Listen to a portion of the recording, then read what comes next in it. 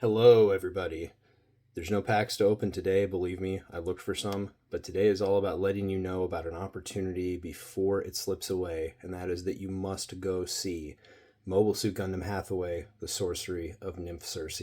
And I would say if you don't have access to Netflix or don't have a way to watch Hathaway's Flash beforehand, not super necessary. We'll keep this video short and not give anybody any spoilers, but this is your fair warning spoiler alert. If you know nothing about it and you don't want to know anything about it going in, just know this: you need to go see this movie. They don't make movies like this anymore. I really enjoyed Hathaway's Flash. I had to wait and see it on Netflix because they didn't show it anywhere around here.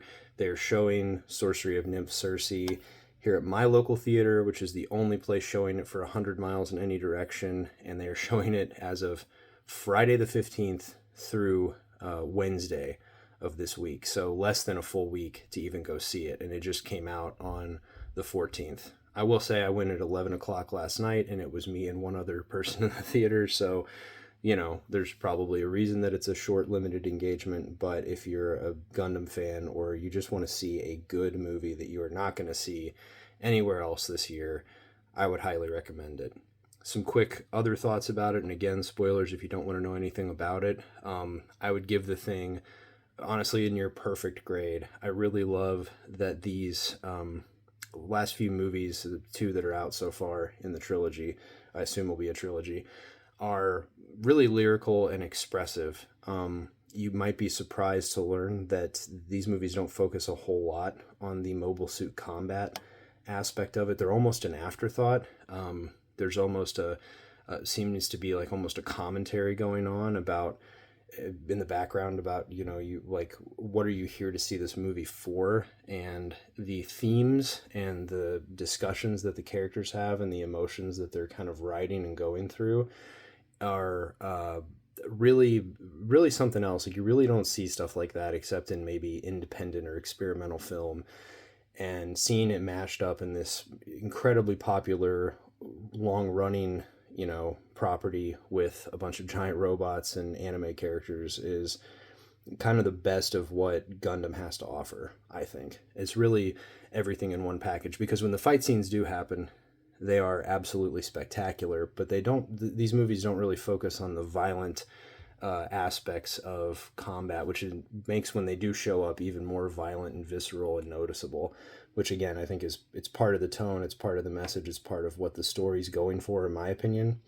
But one thing that I did want to say that I thought really struck me about watching the movie last night was Hathaway's Flash. If you are familiar with it, they obviously make a few references to stuff that happened in the original Mobile Suit Gundam movies, specifically to Char's counterattack, and they reference Char once. They obviously reference Hathaway's father, Bright, a couple times.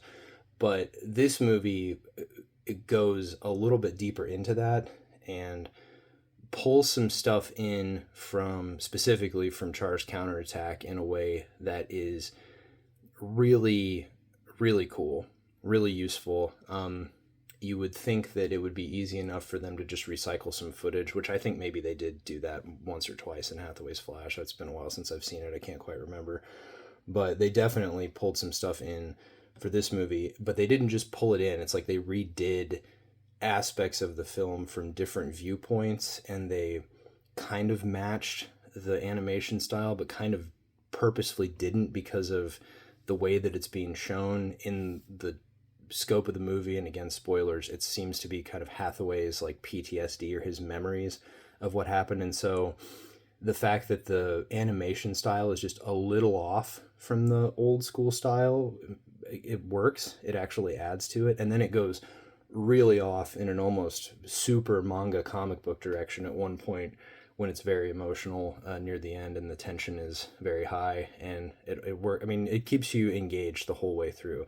And for a movie that's ostensibly about giant robots, that doesn't have a whole lot of giant robot action per se in it, the fact that it keeps you glued to the screen the whole time, when it's a lot of conversations or nobody talking, and it's just montages of things, or you're kind of getting, like I said, this lyrical, expressive look into people's thoughts and their lives. It's very, very well done.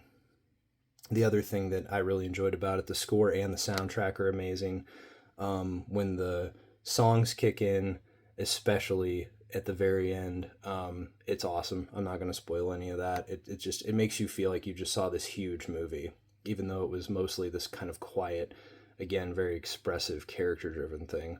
And then also the score is just fantastic throughout. The score really, really holds together a lot of the scenes, really heightens the tension in a lot of scenes where you don't know what's about to happen and you don't know what is going to really play out with some of the characters and their relationships that you see and how they're developing or unwinding. And I would just, I would say overall analysis is probably an A minus. The fan service is a little overboard for how serious and earnest the movie is. It's the only thing that really takes you out of what's going on at times, and it's very brief, but it's the fact that it's more than once, I think, is kind of what stands out. So anyway, this is your PSA. Go see this movie before it's gone, or when it comes back, or you have a chance to see it. Go check it out. You won't be disappointed. And until next time, my friends, peace.